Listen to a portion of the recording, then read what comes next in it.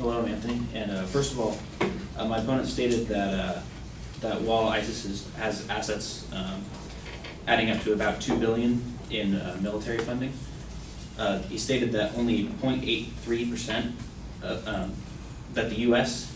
Of the percentage of the U.S. spends on the military, only 0.83% is the same that ISIS spends. However, this is a terrorist organization.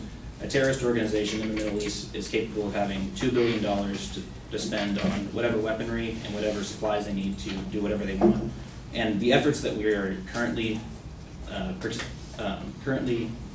administering to deal with this threat are not enough.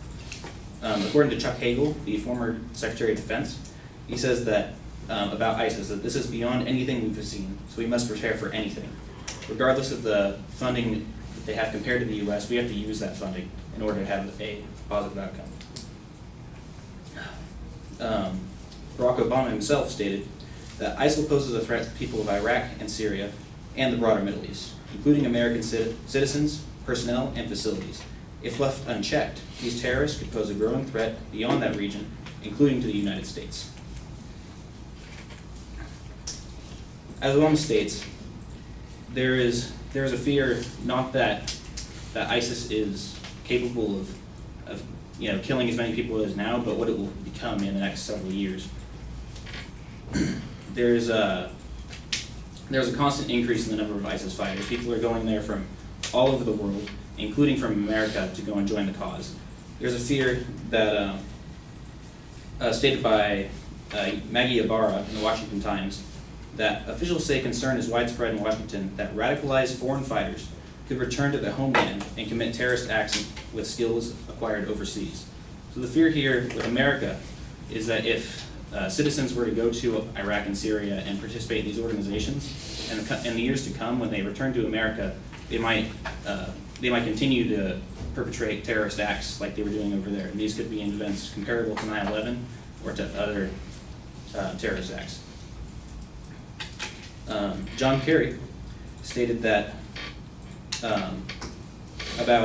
in response to the Obama administration being questioned about its ISIS policy, say that we have to decimate and discredit a militant cult masquerading as a religious movement and claiming with no legitimacy whatsoever to be a state. ISIS is masquerading as what it seems to be a religious cult, trying to acting over religious differences and slaughtering all those that don't follow their own beliefs.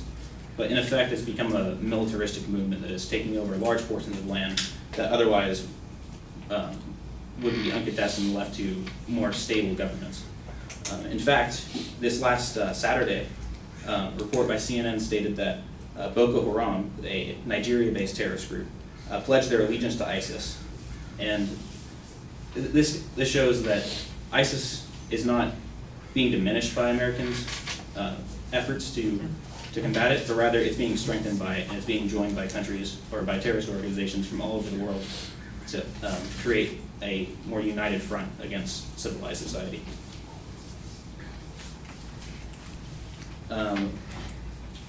He also stated about civilian casualties in Iraq and Syria being caused by military. However, those casualties are being caused now by the airstrikes that he spoke of. If we continue to do airstrikes, there's no way to have an absolute confirmation that the targets are definitely terrorists.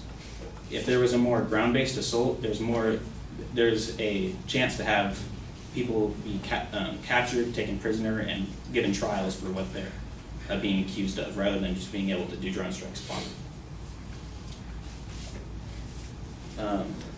I'd also like to state about the kind of atrocities that ISIS is committing. They're not an average terrorist group. They are, as stated by Via Bart, ISIS militants in Syria on around end of February have rounded up 220 Christian civilians in the past 3 days and had them all executed for their beliefs. Similarly, earlier in that month, CNN reported that a Jordanian military pilot, Muath al-Kasabet, was burned alive while confined in a cage for behaving differently than the members of ISIS. As a result, the U.S. has to do something other than it's doing now. Its existing policy is not making as significant of a difference as it could be. If we were to move there, move ground forces, we would be able to intervene in the expansion of ISIS, and we'd be able to contain it to a much greater degree. He also stated that that while ISIS has a large amount of resources that can be controlled by the countries that already exist there. However, ISIS already controls stretches of the 900-kilometer long border between the countries of Syria and Turkey. So there is a real threat to one of our allies, Turkey, who has most of their border, or a large portion of their border, being controlled by terrorists in Syria. And we need to make an effort to change that more substantially than we're doing with the current airstrikes. Thank you.